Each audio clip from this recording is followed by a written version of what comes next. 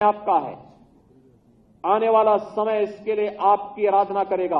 अगर आप इन बच्चों को इस अभियान के साथ जोड़ करके प्रधानमंत्री जी के विजन के अनुरूप अपने कार्यक्रमों को आगे बढ़ाते हैं, एक एक पैरामीटर को आप लागू कर रहे हैं, तो इसका लक्ष्य पूरा हो जाता है।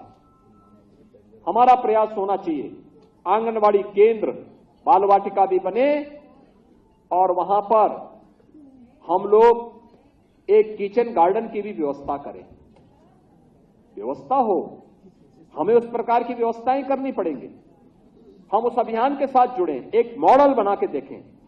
और मैं तो विभाग से कहूंगा कि स्वस्थ बच्चों की 1 से लेकर यानी 3 से लेकर 5 वर्ष के 1 से 3 के बीच में और 3 से 5 के बीच में हर ब्लॉक स्तर पर स्वस्थ बच्चा प्रतिस्पर्धा भी होना चाहिए।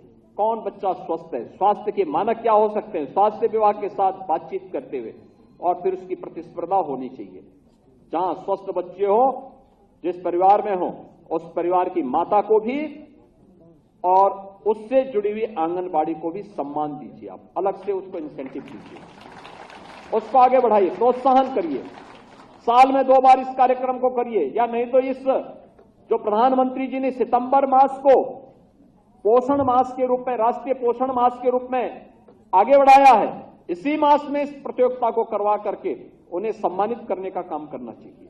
ये बड़ा अभियान होगा, इस अभियान को हमें आगे बढ़ाना चाहिए और उन सभी पैरामीटर को हम आगे बढ़ाने की कार्रवाई करें और लक्ष्य निर्धारित करें, कितने कुपोषित बच्चे एक एक को, और फिर उन तक हमारी पहुंच बराबर हो, उन तक हम पहुंच सकें, उन कार्यक्रमों के साथ हम जुड़ सकें।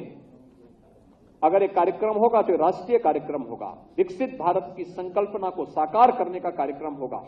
उस विकसित भारत की संकल्पना को साकार करने के इस पवित्र अभियान के साथ जुड़े हुए इन मासूम बच्चों को, जो कुपोषित हैं, जो माताएं कुपोषित हैं, जो किशोरी कन्याएं एनीमिया से प्रभावित हैं, उन सभी को हमें स्वस्थ बनाना है। तभी एक समृद्ध भारत की संकल्पना साकार होगी और 2047 में विकसित भारत का सपना साकार होगा।